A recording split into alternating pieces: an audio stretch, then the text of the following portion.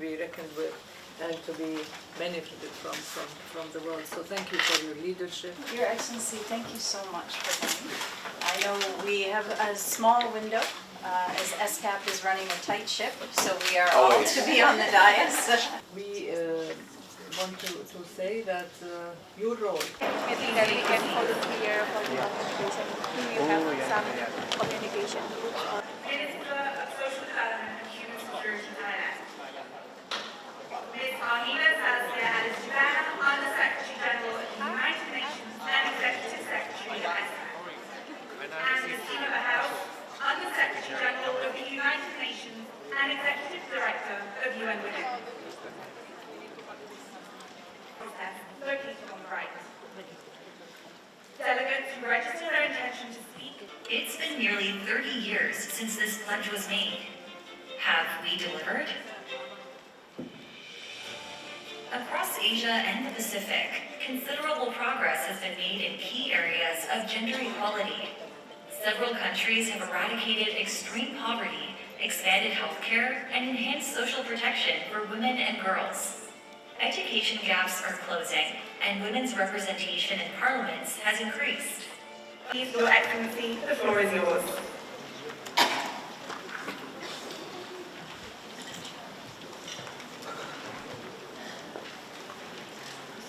Your Excellency Madame Amira Sosia Eshavana, the Secretary General of the United Nations and Executive Secretary of the ESCAP, Madame Siba Baus, Under Secretary General of the United Nations and Executive Director of UN Women, Honourable Ministers, distinguished delegates, ladies and gentlemen, a very good morning to you all.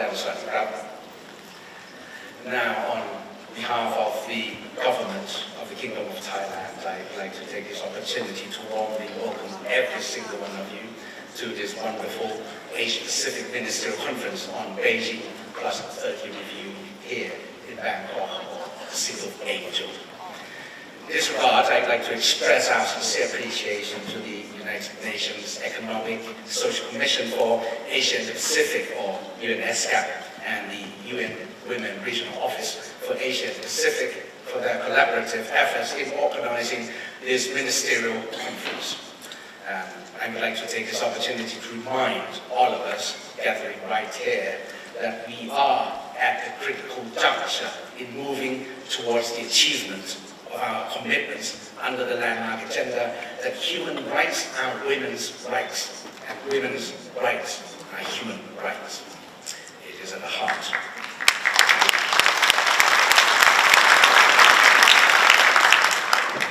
It is at the heart of the Beijing Declaration and Platform for Action, or BPFA. Next year, 2025, we shall celebrate the 30th anniversary of the 4th World Conference on Women's and Adoption of BPFA. And since then, the global community has strived to advancing gender equality, empowering women, and ensuring that the rights of women and girls remain at the forefront of our development priorities. We have held each other accountable, and we are pleased to note that the progress made in a number of areas. Despite the commendable progress, however, the global community still confronts with substantial challenges. Persistent issues like gender-based violence and discrimination continues to impede the advancement. And additionally, the impacts of climate change, natural disasters, digital transformation, economic instability, pandemics, and other emerging crises have intensified vulnerabilities and decelerated headway towards the achievement of the Sustainable Development Goal 5 on gender equality. Ladies and gentlemen, we are failing women and girls, so we have much more work to do. And that's why our endeavor to accomplish the canvas outlined in Beijing remains as important as ever before. This means increasing investment, political will, and addressing the rising attacks on gender equality and human rights around the world are of paramount. Redouble our efforts on this agenda is a must. And in this regard, I, as a gentleman and as a Minister of Social Development and Human Security of Thailand, view that to hasten our pace, men and boys must be counted. also they must play the crucial role as allies, agents of change, as well as beneficiaries of gender equality. Achieving gender equality requires the active participation and commitments of all stakeholders in working together to dismantle systemic barriers to promote equal opportunities for all. And for Thailand, we remain committed to advancing gender equality and to promoting and protecting the human rights of women, girls, LGBTQ+, and individuals, particularly those who face multiple and intersecting forms of discrimination. And we take this task seriously. We are making historical movement in gender equality by issuing a first ever landmark piece of legislation, which is the Equal Marriage Law that champions the universal human right to form a family. And this makes Thailand the first ever country in Southeast Asia, the third in Asia, and the 37th in the world to enact such law.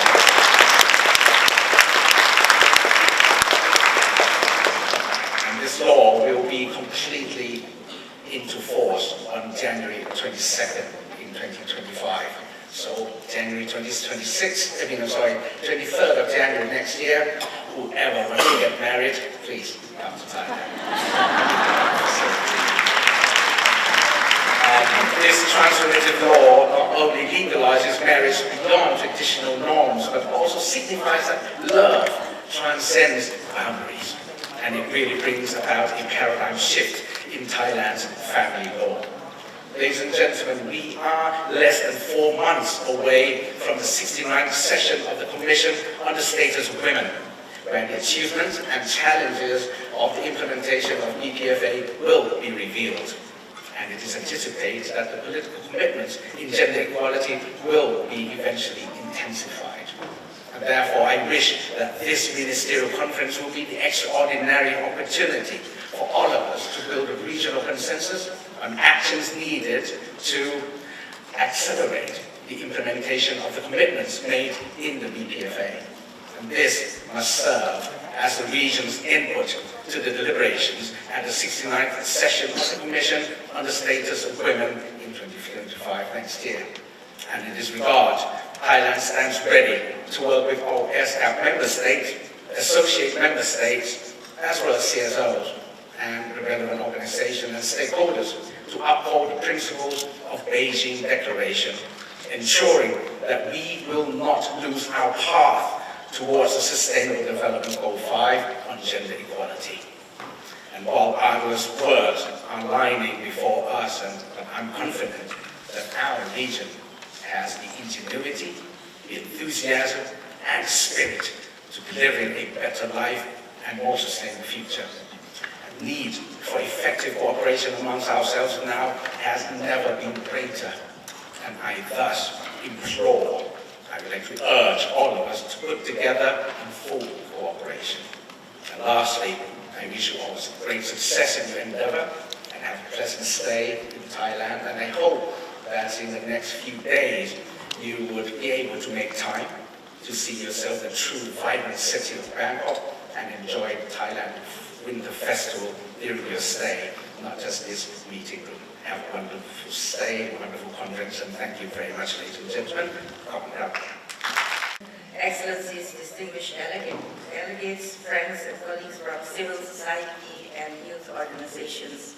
The Beijing Declaration and Platform for Action remains the most visionary roadmap for advancing gender equality, empowerment, and the rights of all women and girls everywhere.